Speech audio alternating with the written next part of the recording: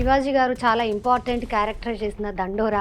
Audience మనసుల్లో ఆ అనుభూతి కలిగేలాగా చేయగలగటం అనేది సక్సెస్. ఆయన మొన్న స్టేజ్ మీద మాట్లాడాక ఈ సినిమాకి బజ్ ఇంకో రకంగా ఉంది. దానికి సంబంధించినటువంటి కనెక్షన్ కూడా సినిమాలో ఉంది. అంటే శివాజీతో పాటు నిలబడేటువంటి క్యారెక్టర్లు అవి రెండు. శివాజీ గారు చాలా ఇంపార్టెంట్ క్యారెక్టర్ చేసిన దండోరా ఈరోజు రిలీజ్ అయింది. ఇంతకుముందు ఈ సినిమాకి ఉన్న బజ్ ఒక రకం అయితే ఆయన మొన్న స్టేజ్ మీద మాట్లాడాక ఈ సినిమాకి బజ్ ఇంకో రకంగా ఉంది. సో థియేటర్లో రిలీజ్ అయ్యాక సినిమా ఎలా ఉంది? ఆయన స్టేజ్ మీద మాట్లాడిన మాటలు, ఆయన వ్యక్తం చేసినటువంటి భావజాలం, దానికి సంబంధించినటువంటి కనెక్షన్ కూడా సినిమాలో ఉంది. అవునా? ఓకే. అంటే ఈ సినిమాలో కూడా ఆయన క్యారెక్టర్ అదే. పర్టికులర్గా ఈ దండోరా అనే సినిమాలో ఆయన పాత్ర చాలా కీలకం. తను చాలా పై స్థాయికి వెళ్ళి నటించాడు.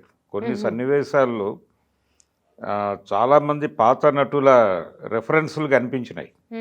అంటే మనకి గతంలో ఇలాంటి పాత్రలు అద్భుతంగా పోషించినటువంటి పెరుమాళ్ళు గారు ఇలాంటి వాళ్ళు ఉండేవాళ్ళు. వాళ్ళ రేంజ్ కనిపించింది ఇతనిలో. శివాజీ క్యారెక్టర్కి సంబంధించి రకరకాల మూడ్స్లో వెళ్ళేటువంటి క్యారెక్టర్ అది. ఓకే. ఆ పాత్రని అర్థం చేసుకుని పెర్ఫామ్ చేశాడు తను. అంటే ఆత్మవిమర్శ కూడా ఉంటుంది ఈ పాత్రలో. ఇప్పుడు అంతకుముందు అతను చేసినటువంటి మంగపతి పాత్ర ఒకే ఎమోషన్లో కొనసాగుతుంది. కానీ ఇందులో ఆత్మవిమర్శ, అలాగే జీవితంలో తాను చేసినటువంటి తప్పుని తెలుసుకుని దాన్ని రెక్టిఫై చేసుకోవడానికి అవకాశం లేని పరిస్థితి ఉందేమో అని తనే అనుకుని, అంటే తను చాలా చితికిపోతాడు మానసికంగా. మానసికంగా చితికిపోయి ఈ జీవితాన్ని తిరిగి నిర్మించుకోవడం సాధ్యమవుతుందా కాదా అనేటువంటి ఒక డైలమాలోకి వెళ్ళిపోయేటువంటి క్యారెక్టర్ అది. అందులో ఇన్ని షేడ్స్ని బాగా పలికించగలిగాడు అతను. ఆ ట్రావెల్ బాగా కనిపించింది. అంటే చాలా సమర్థవంతమైనటువంటి నటుడు అయితేనే అది సాధ్యమవుతుంది. గతంలో కొంతమంది నటులు అలాంటి పెర్ఫార్మెన్స్ చేసిన వాళ్ళు ఉన్నారు. ఆ కళ కనిపించింది. అంటే రంగారావు గారు ఇలాంటి వాళ్ళు చేసేవాళ్ళు.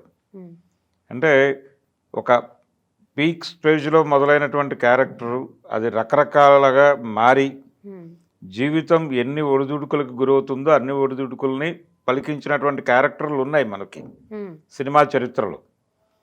అలాంటి అన్ని రకాల ఎమోషన్స్ని పలికించేటువంటి ఒక అవకాశం దొరికింది అతనికి, శివాజీకి. అది అతను అద్భుతంగా పెర్ఫామ్ చేశాడు. అలాగే అందులో బిందు మాధవి చేసినటువంటి క్యారెక్టర్ కూడా సినిమాకి చాలా హెల్ప్ అయింది. ఒక కొత్త ఫీల్ తీసుకొచ్చింది తను. కొత్త ఫీల్ తీసుకురావడంతో పాటు సాహిత్యంలో చాలా రెఫరెన్స్లు ఉన్నాయి ఇలాంటి క్యారెక్టర్స్కి.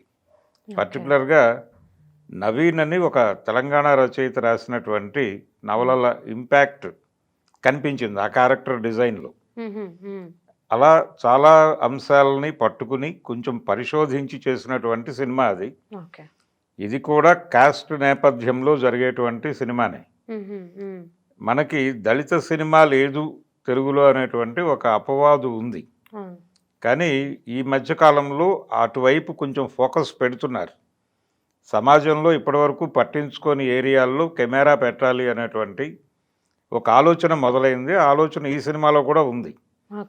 అయితే ఎందువలనో బహుశా సెన్సార్ కొంచెం సీరియస్గా ఉండటం వలన ఈ సినిమాకి కట్స్ బాగానే వచ్చాయి అనేది ముందే తెలుసు నాకు. కొన్ని అంటే ఒక కారంచేడు మృతుల సంతాప సభ అనేది ఒకటి ఏర్పాటు చేశారు ఈ సినిమాలో. మళ్ళీ ఎందుకనో బ్లర్ చేశారు దాన్ని. అలాంటి కొన్ని ఉన్నాయి. కానీ చెప్పదలుచుకున్న విషయాన్ని ఎక్కడా తడబాటు పడకుండా చేశాడు. జనరల్గా మనకి కాస్ట్ నేపథ్యంలో వచ్చే సినిమాలంటే ఈ కింది కులాల మీద అగ్రకులాలు చేసేటువంటి దాడిగా మాత్రమే సినిమా వెళ్ళిపోతుంది. కానీ ఈ సినిమాలో డైరెక్టర్ మురళి ఒక కొత్త టర్న్ తీసుకుని ఈ జరిగిన వ్యవహారాలని ఒక్కసారి పునరాలోచనలో పడితే అవతల వాళ్ళు పడితే గనక వాళ్ళ మానసిక స్థితి ఎలా ఉంటుంది అనేటువంటి యాంగిల్లోకి వెళ్ళాడు. ఆ వెళ్ళటము అలాగే అర్బన్ కల్చర్, రూరల్ కల్చర్ మీద ఇన్ఫ్లుయెన్స్ చేస్తున్నటువంటి సందర్భంలో ఏ విషయాన్ని ఎలా అర్థం చేసుకోవాలి అనేది కూడా 2-3 క్యారెక్టర్ల మధ్య ఒక అద్భుతమైన డ్రైవ్ నడిపాడు. ఓకే. కొడుకుకి తండ్రికి మధ్య ఒక అద్భుతమైన డ్రైవ్ నడిపాడు. నందు చేసినటువంటి క్యారెక్టరు చాలా బాగా పెర్ఫామ్ చేశాడు తను కూడా. అంటే శివాజీతో పాటు నిలబడేటువంటి క్యారెక్టర్లు అవి రెండు. బిందు మాధవి గారు చేసిన క్యారెక్టరు, నందు చేసినటువంటి క్యారెక్టరు. ఓకే. అలాగే ఈ కూతురు అల్లుడు పాత్రలో నటించినటువంటి నటీనటులు కూడా ఆ క్యారెక్టర్లను బాగా ఓన్ చేసుకున్నారు. ప్రతి ఒక్కరికి తను ఏం చెప్పదలుచుకున్నాడు డైరెక్టర్ అనేది బాగా అర్థం చేయించాడు. ఆ అర్థం చేయించిన తనం తెర మీద కనిపించింది. ఓకే. ఒక డిఫరెంట్, అంటే ఇప్పటి వరకు వచ్చినటువంటి కాస్ట్ ఓరియంటేషన్లో వచ్చిన సినిమాల్లో ఇది ఒక కొత్త మలుపు. అవతల వైపు నుంచి ఒక ఆత్మవిమర్శ మొదలవ్వాల్సిన అవసరం ఉంది అనే దాన్ని ఎస్టాబ్లిష్ చేయడానికి డైరెక్టర్ గారు ఎక్కువ శ్రద్ధ పెట్టాడు. అది బాగుంది. అది ఆడియన్స్లో కూడా పలికించాడు. ఇది తను ఏం ఫీల్ అయ్యాడో డైరెక్టరు ఆడియన్స్ మనసుల్లో ఆ అనుభూతి కలిగేలాగా చేయగలగటం అనేది సక్సెస్. అందుకని సినిమా బాగుంది. ఓవరాల్గా సినిమా బాగుంది. కాకపోతే ఒక చిన్న ఇబ్బంది ఏంటంటే ఇంటర్వెల్ సీన్లో ఆయన ఒకవైపు చిన్న బ్యానర్ చూపిస్తాడు దూరం నుంచి. ఆ బ్యానర్ ఏంటంటే హిందూ మతం ఐక్యత వర్ధిల్లాలి ఇలాంటిది ఏదో ఉంటుంది ఓ బ్యానర్. దాన్ని సజెషన్లో చూపిస్తాడు. ఆయన ఉద్దేశం ఏంటంటే అది సజెషన్లో చూపించడంలో ఈ కులపరమైనటువంటి ఇబ్బందుల వలన హిందూ మతం సఫర్ అవుతుంది అన్నటువంటి ఒక యాంగిల్ జనాల్లోకి పంపు చేయాలి అనేది ఆయన ఉద్దేశం కావచ్చు. అలా అంటే తను చెప్పదలుచుకున్నది ఎక్కడో డైలాగ్ రూపంలో చెప్పకుండా అలా ఒక సజెషన్ షాట్లో చూపించేసి అక్కడ ఇంటర్వెల్ వేస్తాడు. ఆ బ్యానర్ దగ్గర ఇంటర్వెల్ వేస్తాడు. ఇలాంటి కొన్ని తెలివితేటలు కూడా ప్రదర్శించాడు ఆయన సినిమాకి సంబంధించి. ఇవన్నీ ఆడియన్స్ని ఆలోచింపజేసినాయి. అలా చాలా విషయాలు జీవితానికి సంబంధించి ఏ సీన్ అంటే ప్రతి వ్యక్తి జీవితంలోనూ అనేక సంఘటనలు జరుగుతాయి. జరిగిన తర్వాత ఇందులో ఒక అద్భుతమైన డైలాగ్ ఉంది తనకి, బిందు మాధవి క్యారెక్టర్కి.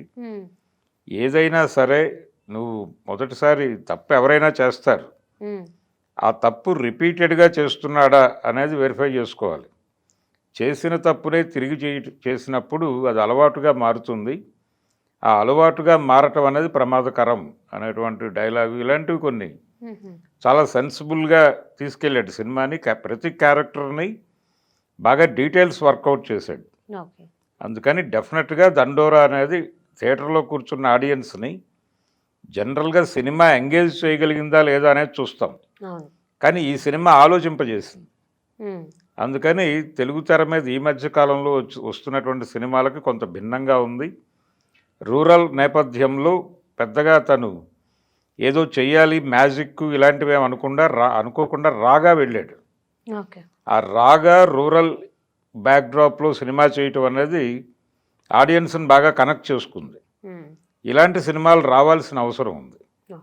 ఒకవైపు విఎఫ్ఎక్స్ గోలంతా నడుస్తున్న టైంలో ఇలాంటి ఒక ప్యూర్ సినిమా రావాల్సినటువంటి అవసరం అయితే ఉంది. బాగా తీసే డైరెక్టర్, మంచి ప్రయత్నం, అతనికి నటీనటుల సహకారం, అలాగే నిర్మాతల వైపు నుంచి కూడా మంచి సహకారం అందింది.